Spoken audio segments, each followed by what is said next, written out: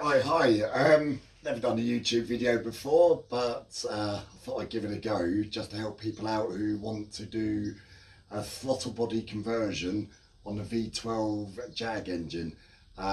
This particular one is in a Cobra AC Cobra 1974.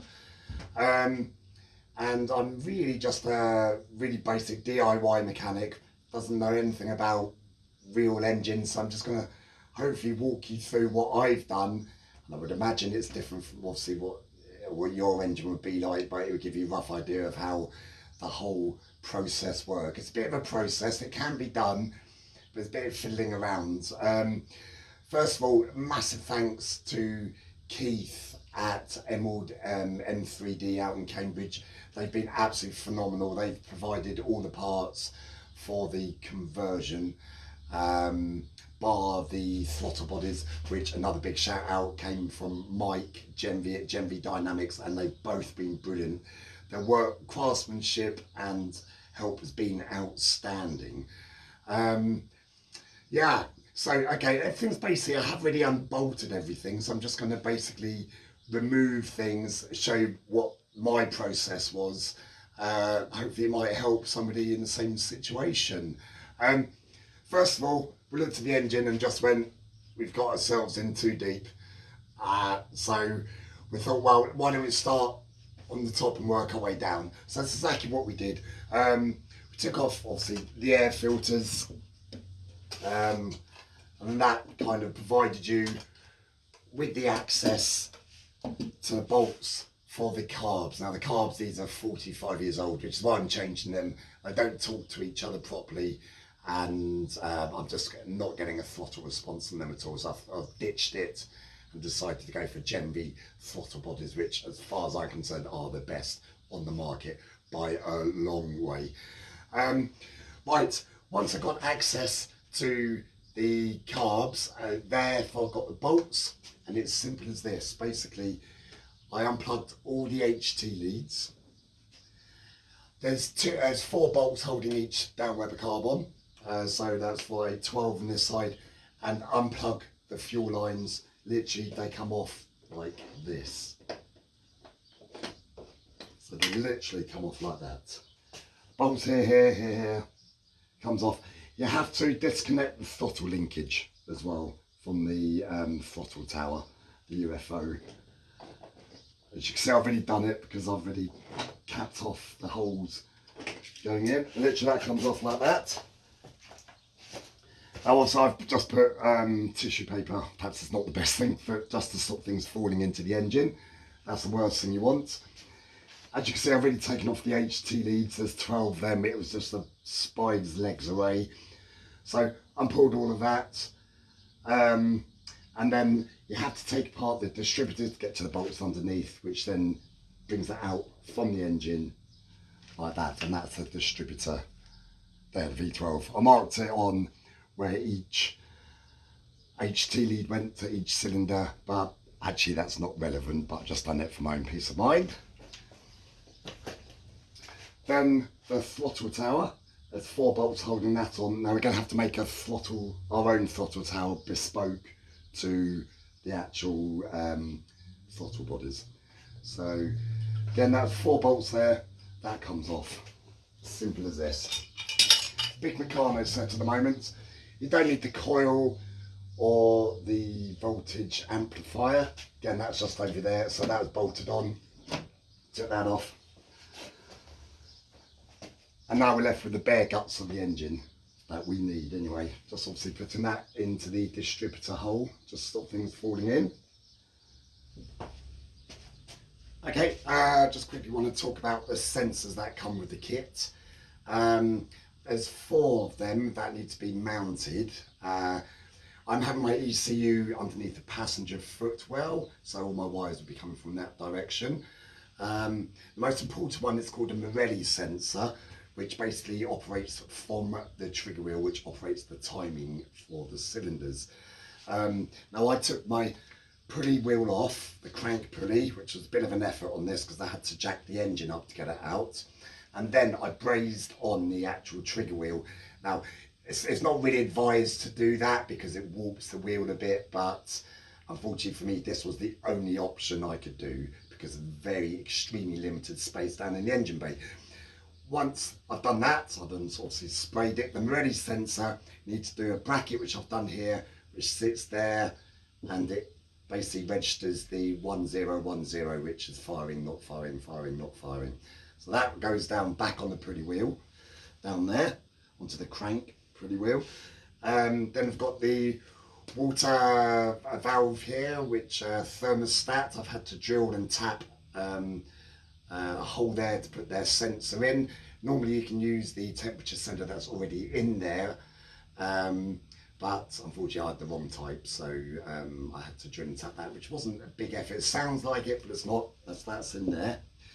Then you have the air temperature sensor, which basically sits anywhere on the top of the engine measuring the air temperature.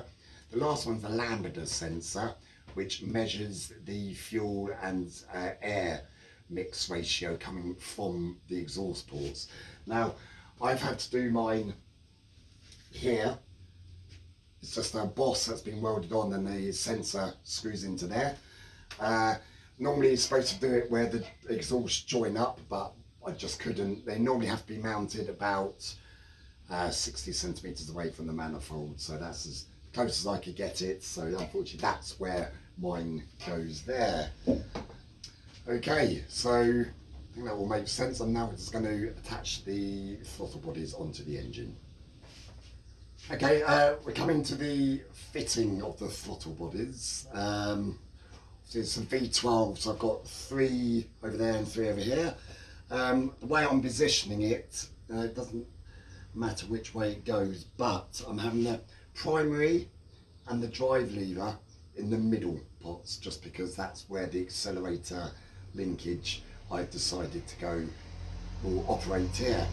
So again, it's actually very simple. I'm going to take those tissues out of the holes. They come with little O-rings on. Make sure they're seated properly and nice and tight in. And then literally all you're doing, that should just slide on perfect. Okay.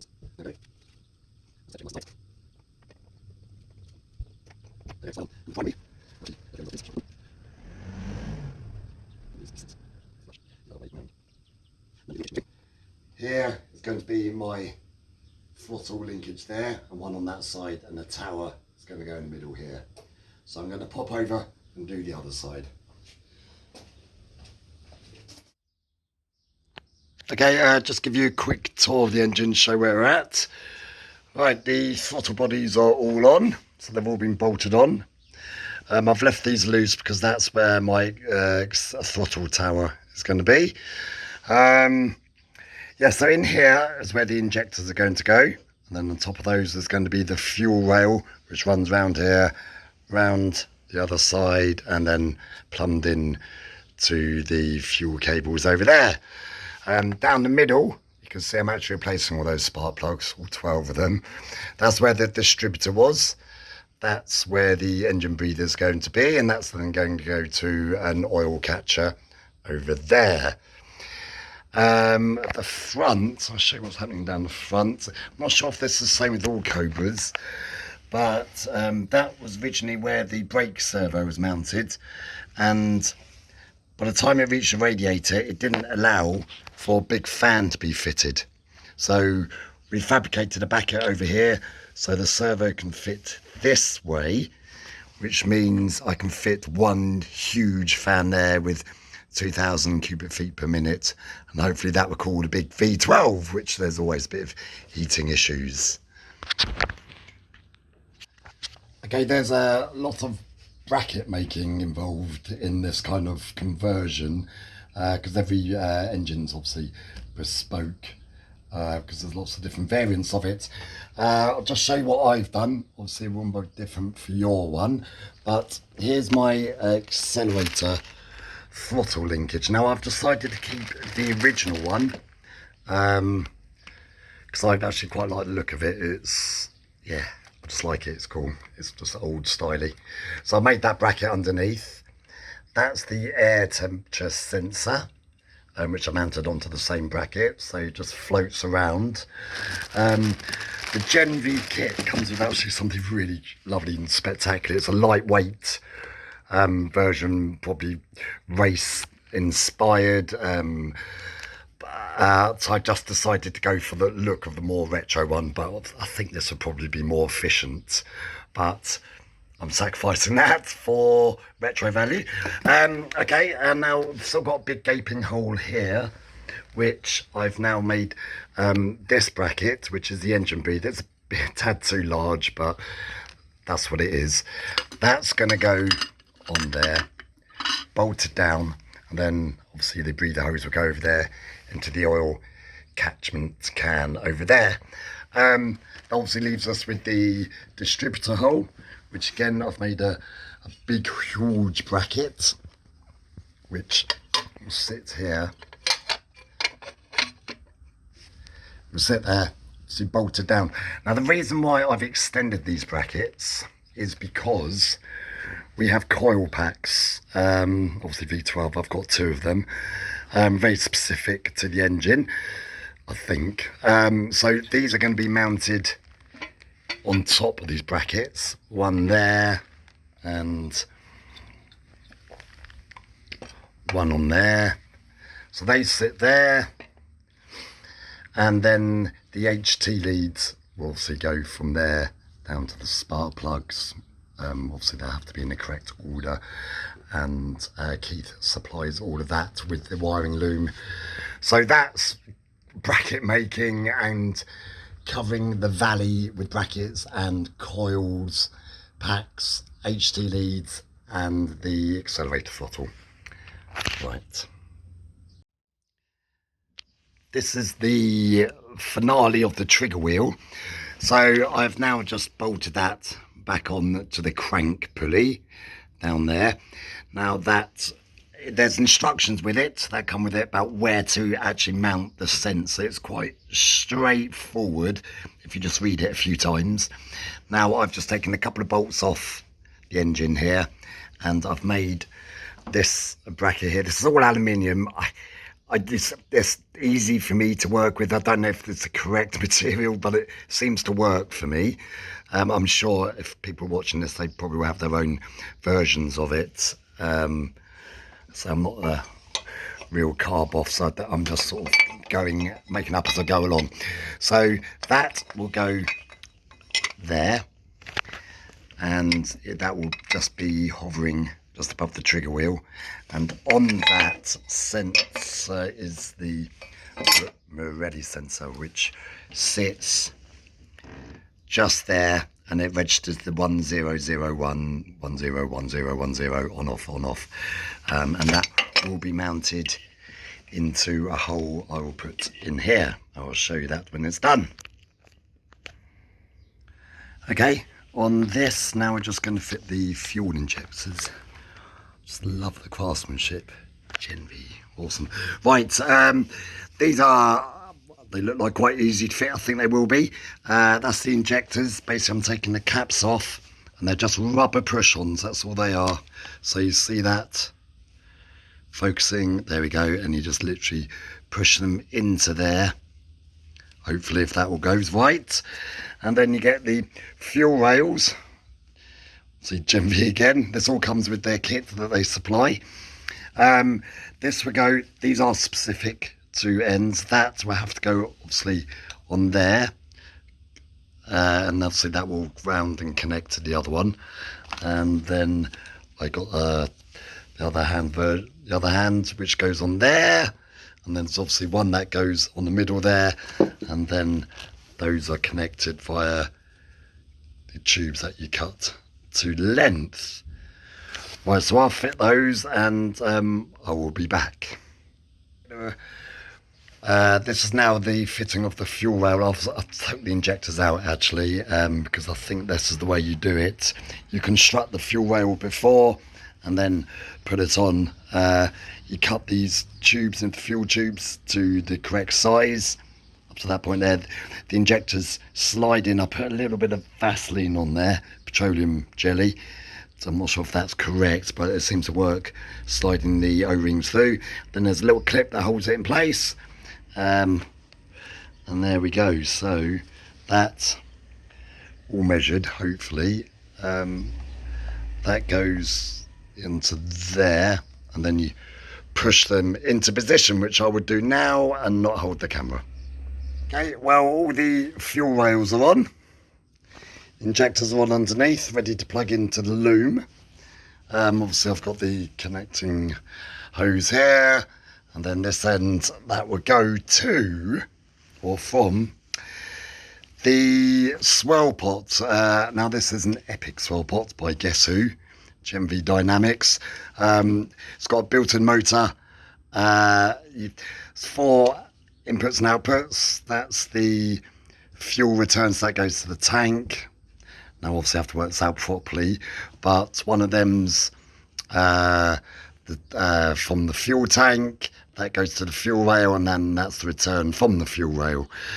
Something like that. But what this does, it basically takes fuel from the low pressure pump from the tank, runs it up to the swell pot, which is in here. Then that swells it around high pressure and throws it into the injectors.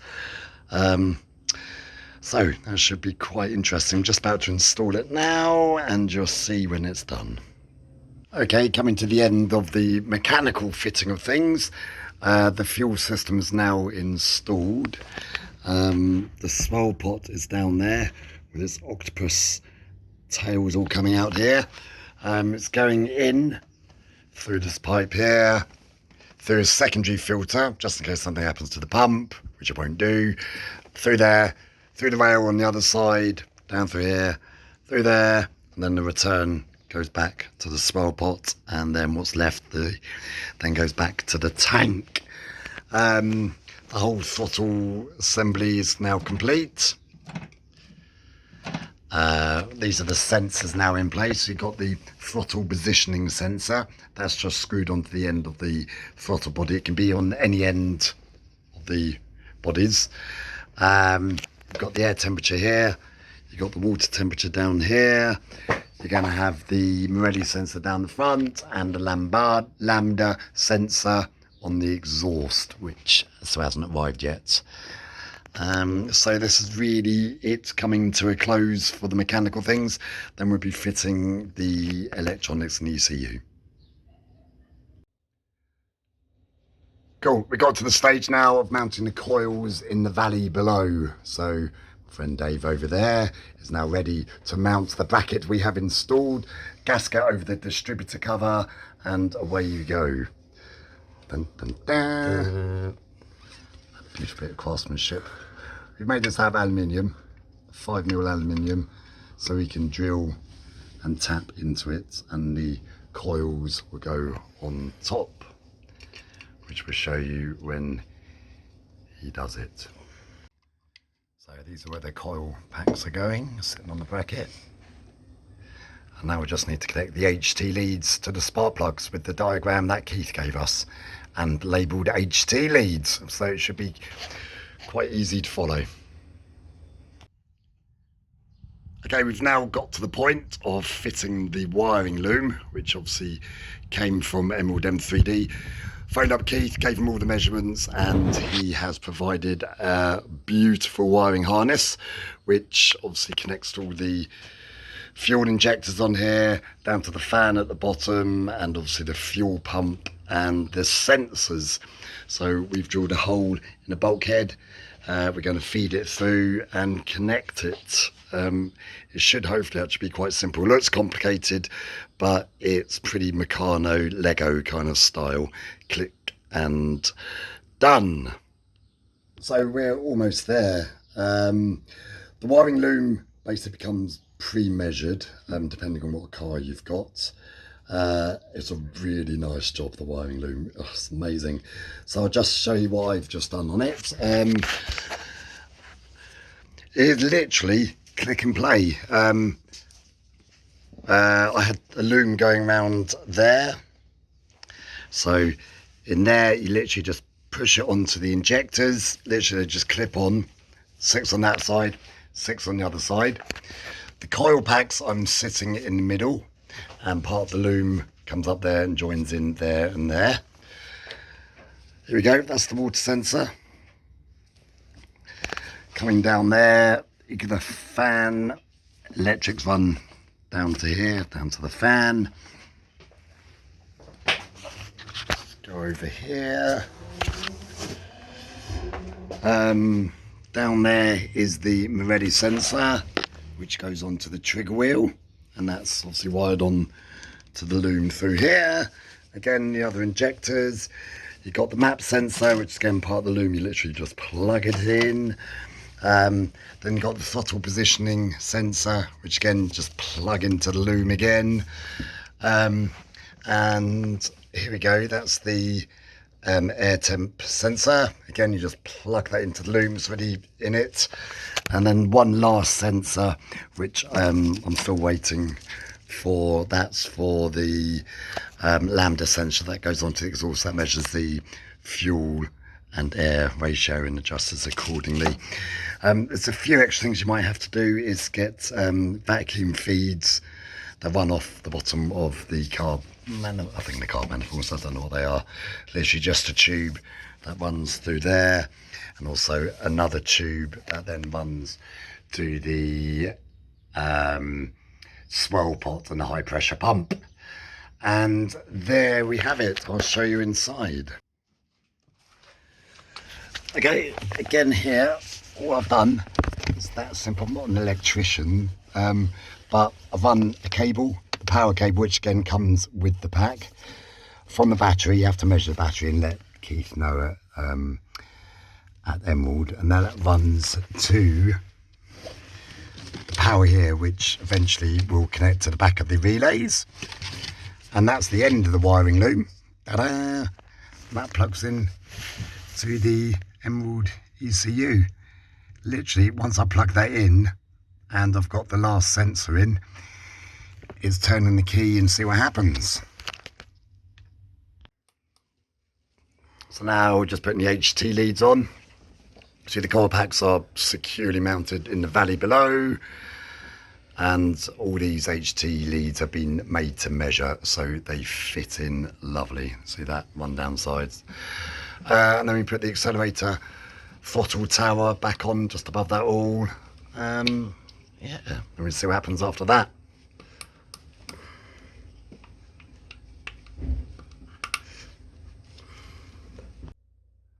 Right, we've got the throttle tower UFO thing back on, and this is where we're basically just checking whether all the butterflies open all at the same time, which they seem to be doing on both banks.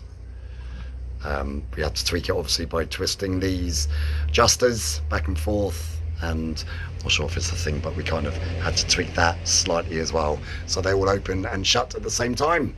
So the most important bit, on go the trumpet filters.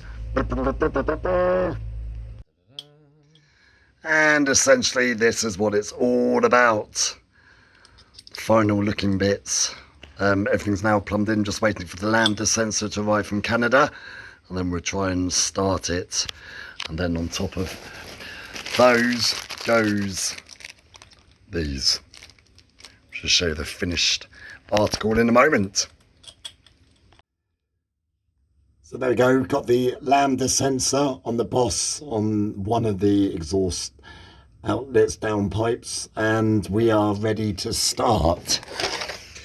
So everything's in.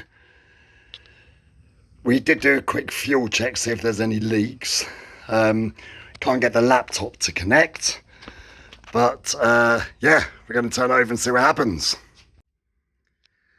Unfortunately, we broke the accelerator cable, so Dave will be my manual accelerator. So there's ECU down there. Turn it on. We should hopefully get signal to the high pressure pump. There we go. That's the fuel. Just check for leaks again. We did do this just before though, just to check for leaks.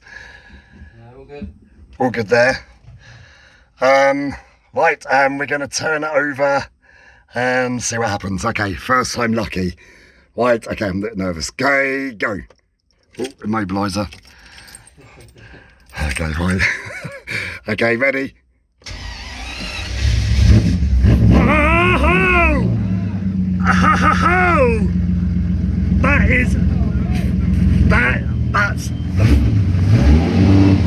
That's the first time on the button, literally on the button.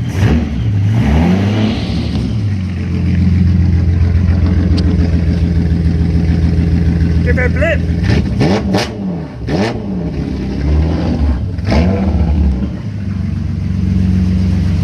Okay. Jeez, I'm happy with that. Okay, what's on tick over? What's happening on tick over? Oh my god, okay. Level 2. That's water drying off on the manifold. Okay, so we need to connect the laptop to sort out the tick over, but everything's puckered walnut. I'm happy.